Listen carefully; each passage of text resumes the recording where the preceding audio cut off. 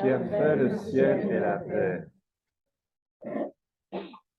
Bonjour à tous et à toutes. C'est le dernier jour, c'est quasiment la dernière heure. Et reprenons notre pieuse habitude de faire marcher le gond jusqu'à 3 fois et d'entrer dans le silence qui est une écoute,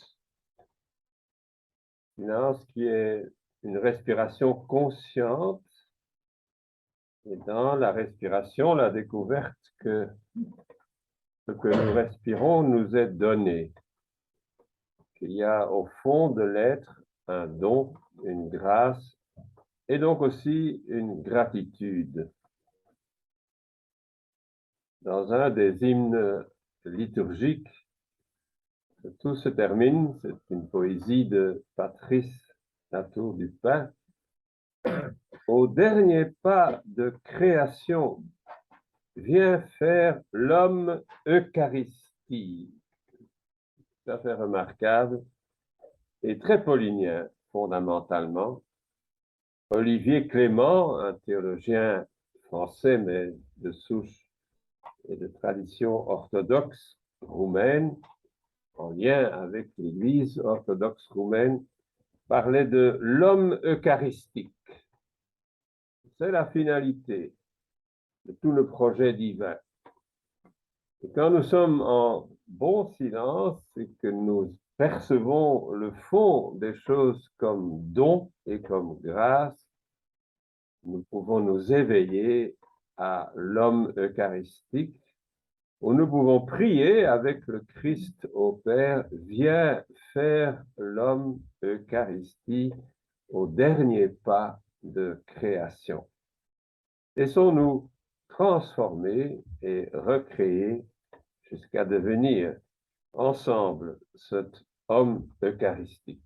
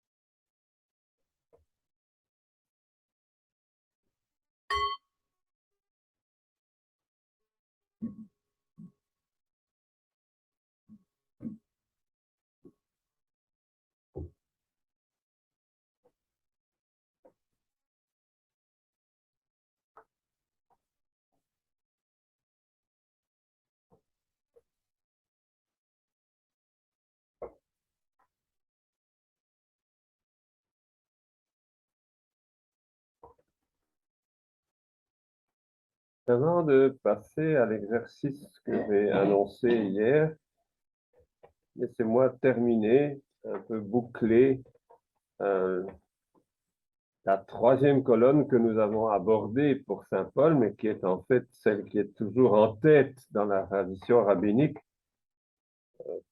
Paul, l'homme qui marche sous la parole, en tant qu'inspiré, conduit par l'Esprit, conduit par les prophètes, par Moïse, par David, par Salomon, par les sages.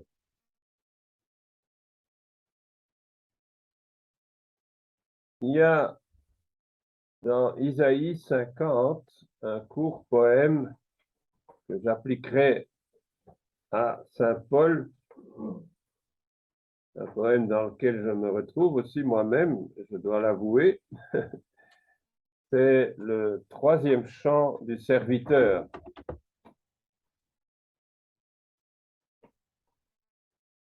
Isaïe 50, versets 4 et suivants. Le Seigneur Dieu m'a donné une langue de disciple. Pour que je sache répondre à l'épuisé, il provoque une parole. Tous les matins, il éveille mon oreille pour que j'écoute comme disciple. Le Seigneur Dieu m'a ouvert l'oreille. Quant à moi, je n'ai pas résisté. Je n'ai pas reculé en arrière. J'ai tendu le dos à ceux qui me frappaient, les joues à ceux qui m'arrachaient la barbe. Je n'ai pas soustrait ma face aux outrages et aux crachats. Le Seigneur Dieu me vient en aide. C'est pourquoi je ne ressens pas les outrages. C'est pourquoi j'ai rendu mon visage dur comme pierre. J'ai su que je ne serais pas confondu. Celui qui m'acquittera est proche. Qui oserait m'intenter un procès? Alors que nous comparaissions ensemble, qui estime avoir un droit contre moi? Qu'il s'approche de moi. Le Seigneur Dieu m'aide. Qui me condamnerait? Tous s'en iront en loques comme un vêtement. La teigne les rongera. Première chose importante et très belle, c'est cette parole qui retentit tous les matins et qui m'ouvre l'oreille. Il n'y a même pas un effort de ma part, c'est lui-même qui frappe à ma porte et qui ouvre la porte pour transmettre une parole. Une parole de disciple, remarquable, non pas une parole de maître. Une parole qui se met plus bas que là où se trouvent les gens déprimés, les gens qui souffrent, les gens abandonnés. Je descends au plus bas avec cette parole pour donner courage, pour inspirer, pour relancer. Voilà une vocation du serviteur et voilà quelque chose qui est très proche de la qualité avec laquelle Paul se situe par rapport aux autres. Et donc, cet homme de la parole qui tous les matins est disposé à accueillir celui qui lui parle pour encourager les plus bas. Il n'est pas un maître de la parole, il est un disciple de la parole. Et il parle comme disciple, encourageant ceux qui sont au plus bas. La deuxième chose qui est forte et qu'on va retrouver dans ce qu'on va essayer de lire encore comme conclusion, c'est Dieu est pour nous. Alors, qui peut encore être contre nous? Qui peut encore faire le poids? Si Dieu s'est déclaré pour nous, que peut l'homme, que peut l'adversaire, que peut l'opposant, que peut l'incrédule contre nous? Et ça, il le cite carrément en Romains 8, et c'est une magnifique péroraison. Je vous ai déjà dit, ce chapitre 8 de Romains est la plus belle synthèse de l'ensemble de la vie chrétienne telle que Paul l'envisage. On a lu la finale jusqu'au verset 30. Ceux qu'il a prédestinés, il les a aussi appelés. Ceux qu'il a appelés, il les a aussi justifiés. Ceux qu'il a justifiés, il les a aussi glorifiés. La gloire, c'est le sommet. Et c'est déjà, disons, réalisé dans la forme verbale qu'il a choisie. Ce n'est pas quelque chose qui doit venir, c'est quelque chose qui, en Dieu, est déjà en train de s'accomplir. Que dire après cela? Un peu Paul qui est en train de dicter et son disciple et compagnon prend note, prend note, prend note. Paul lui-même reprend souffle. Que dire après cela? Un peu à bout, il va rebondir. Si Dieu est pour nous, qui sera contre nous? Une phrase énorme de nouveau, une phrase de foi, une phrase aussi qui trahit une révélation. Dieu s'est déclaré pour nous. Alors quoi? Qui peut être contre nous? Dans toutes les nouvelles que nous recevons, qui sont assez sombres et catastrophiques, on n'entend jamais Dieu est pour nous. Et donc, qui peut être contre nous? Ici, un prophète, un homme de Dieu est allé jusqu'au bout de toutes ces épreuves. Rappelez-vous l'ouverture 8, 14, 8, 10, 18. J'estime que les souffrances du temps présent ne sont pas à comparer à la gloire qui doit se révéler en nous. C'est de la même qualité. L'assurance de la gloire, c'est parce que Dieu est pour nous. Et il va reposer la question, lui qui n'a pas épargné son propre fils, mais l'a livré pour nous tous, comment avec lui ne nous accorderait-il pas toute faveur?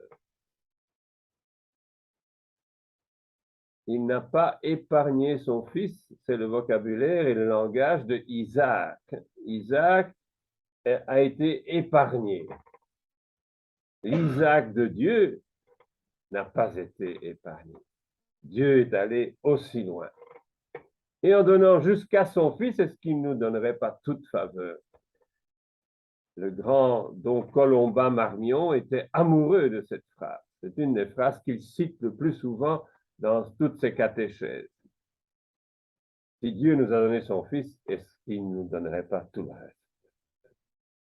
Donc, bien accueillir le fils, c'est accueillir finalement tout de la part de Dieu.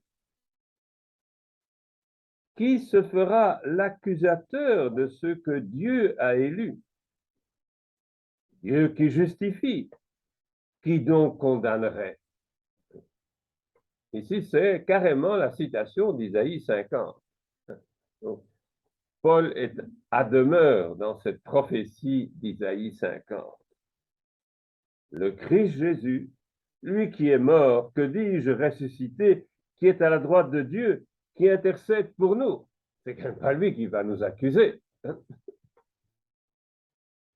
Et on a ici un regard visionnaire sur ce Christ à la droite de Dieu qui intercède sans cesse pour nous.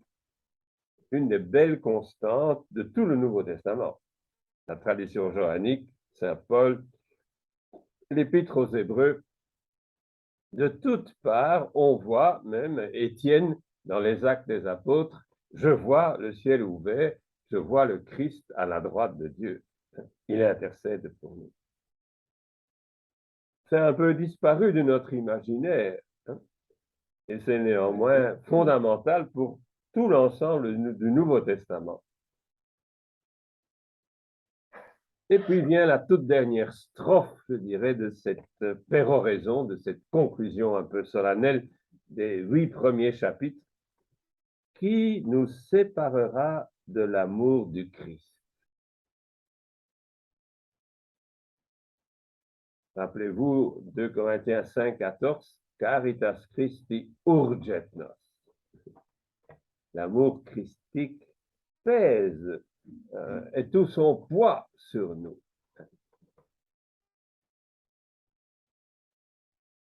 Qui nous séparera? La tribulation, l'angoisse, la persécution, la faim, la nudité, les périls, le glaive. Quand il y a des listes pareilles, on peut toujours compter. Ça fait exactement 7 réalités qui sont des menaces. Il est remarquable, il écrit aux Romains et il mentionne en finale le glaive. Est-ce qu'il devine que tôt ou tard, ce sera sa mort, cette forme-là de mort? Est-ce qu'il peut deviner que c'est à travers la communauté romaine avec cette tendance qui finalement le trahira et il sera exposé à la mort par le glaive? On a des petits frissons quand on lit le glaive en finale de cette série. Selon le mot de l'Écriture, à cause de toi, l'on nous met à mort tout le long du jour.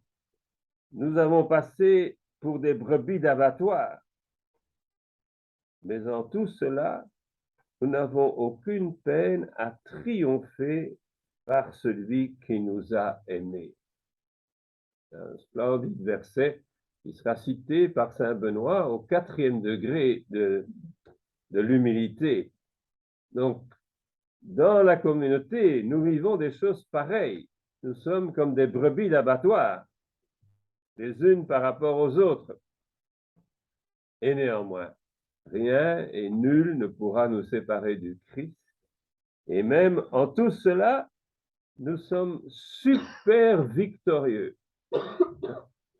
Le mot en grec est splendide, hein? Une victoire super, max. Et tous les mots que vous pouvez imaginer, hein? Hypernikomen, nous sommes victorieux de la manière la plus splendide, par celui qui nous a aimés. Cela donne à l'expression de saint Benoît ne rien préférer à l'amour du Christ une dimension supplémentaire. On interprète habituellement cette petite phrase qui revient jusqu'à 3 fois dans la règle, et notamment en finale, dans l'épilogue. Hein, ne rien préférer à l'amour du Christ, c'est ne rien préférer d'amitié, d'amour, de fidélité familiale et autres. Il n'y a rien qui surpasse notre amour pour le Christ. Mais ici, nous sommes victorieux par celui qui nous a aimés, par l'amour du Christ pour nous. Et donc, dans cet amour du Christ de saint Benoît, il y a les deux dimensions. Notre amour du Christ, mais aussi l'amour que le Christ nous porte et qui nous rend super victorieux. Et Benoît connaît donc les deux, et quand on écoute l'expression, il faudrait aussi entendre les deux. La réciprocité dans l'amour quand il s'accomplit à perfection. Oui, j'en ai l'assurance. Maintenant, une nouvelle liste après les 7, en voici 10. Ni la mort, ni la vie. Déjà, ça, c'est intéressant. D'abord la mort et puis la vie. Donc, la vie sous toutes ses formes, même une forme au-delà de la mort, ni le présent, ni l'avenir, ni les anges, ni les principautés, ni les puissances, ni hauteur, ni profondeur, ni aucune autre créature. Je fais une liste de 10, hein, après les 7. Tout ce qui est 17 en hébreu est bien, tov. C'est le nombre des 3 lettres qui disent tov en hébreu. Et donc ici, 17 réalités qui pourraient être des handicaps, des empêchements, mais ils ne sont rien. Ni aucune autre créature ne pourra nous séparer de l'amour de Dieu manifesté dans le Christ Jésus, notre Seigneur. Voilà une finale d'une section, d'une lettre, mais quand même une remarquable péroraison. On a le droit, dans la rhétorique ancienne, d'introduire, chaque fois qu'on conclut une unité, une petite ou une grande péroraison solennelle avec, disons, des accents un peu triomphaux, oui, comme un jeu d'orgue. Hein, hein, bon. Vous voyez que c'est un jeu d'orgue assez profond. Hein. et enraciné de nouveau dans la parole de Dieu avec Isaïe 50 et cette petite strophe qu'il ne cite pas, mais qui me paraît être tout aussi reconnaissable pour Paul, hein, c'est que dès le matin et jour après jour, Dieu, par sa parole, m'ouvre l'oreille et me donne, comme à un disciple, de parler et d'encourager ceux qui sont dans l'épreuve. Faisons maintenant une petite pause pour accéder à l'exercice. Vous avez reçu le premier jour ou le deuxième jour une feuille où est exposée la méthode de Vigan. Vigan est un centre catéchétique, disons,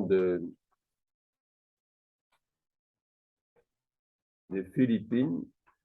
Et c'est une sœur bénédictine qui est devenue plus tard abbesse, ensemble avec un père de Verbe divin, un verbite, hein, allemand, que j'ai bien connu, qui est un excellent ami, qui vit toujours, il a plus de 80 ans, mais il est plein de feu, il est allé très souvent en Chine, hein, former des communautés de base, etc. Les prêtres du Verbe divin sont surtout en Asie, très présents aussi, se sont mêlés à une congrégation existante au Vietnam, et ils ont chaque année différentes ordinations et nouvelles vocations. Donc c'est très vivant et très remarquable. Mais lui, avec cette sœur, a créé une méthode de lire la Bible. Je vous l'expose brièvement, hein, parce qu'elle est toujours praticable, elle est conçue pour des petits groupes, il ne faut pas être 30 ou 60. On va essayer de le pratiquer un petit peu ici et maintenant, mais normalement, c'est pour des groupes de 6 personnes. Si vous êtes 10, faites 2 groupes de 5. L'avantage, c'est qu'à ce moment-là, tout le monde parle. Il n'y a pas de gêne. Et il y a 3 questions qui concernent d'abord le texte, puis le texte qui devient parole, ça c'est le grand événement, et enfin la parole qui sollicite une réponse, une réaction. Vous avez les 3 termes clés ici. Or, chaque moment est lui-même divisé en 3. On lit le texte une première fois, puis dans le premier silence, au milieu de chaque moment, il y a du silence. Dans le premier moment de silence, on relit pour soi le texte et on note les expressions ou l'expression qui nous a frappé, sans commentaire. On ne commence pas par toutes sortes de phrases. Pour moi, je trouve que ce texte est très difficile, mais enfin, quand même, ce passage-là m'a intéressé. Je ne dirais pas que c'est... On n'a pas besoin de toute cette considération supplémentaire. Ce que vous avez noté, comme ce qui vous a frappé, en bien ou en mal, mais c'est ce qui vous a frappé, vous l'introduisez.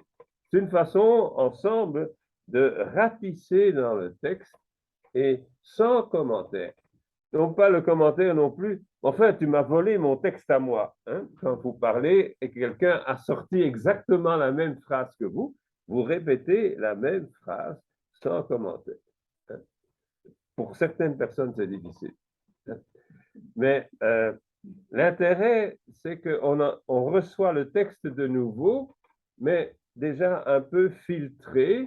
Et très souvent, ce qui est frappant pour plusieurs personnes et crée ainsi déjà une mémoire. C'est une des bonnes choses de la méthode, c'est qu'à la fin, on connaît le texte pratiquement par cœur, ou du moins tout ce qui est essentiel dans ce texte. Ça, c'est le premier moment. Le deuxième moment commence de la même manière. Quelqu'un, et si c'est un long texte, plusieurs personnes relisent le texte. La même lecture, mais une deuxième fois. Ça va évidemment de nouveau affecter la mémoire. Et puis, la question est toute différente. Qu'est-ce que le Seigneur me dit à travers ce texte?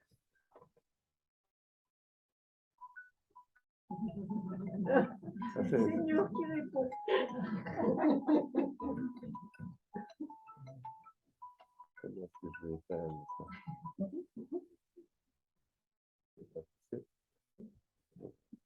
très important.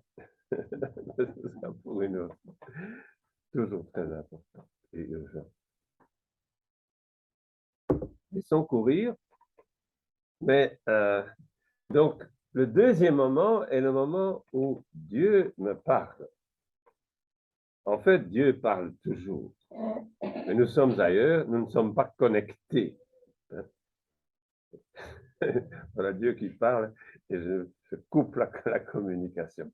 Mais c'est une belle image quand même de ce qui se passe le plus souvent. Dieu veut dire quelque chose et nous n'avons pas notre téléphone à la hauteur de Dieu. Bien.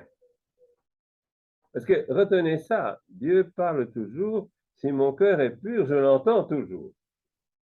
Un jour, à une réunion d'ermites comme ça, on disait quel est le moment pour la lectio divina dans votre journée?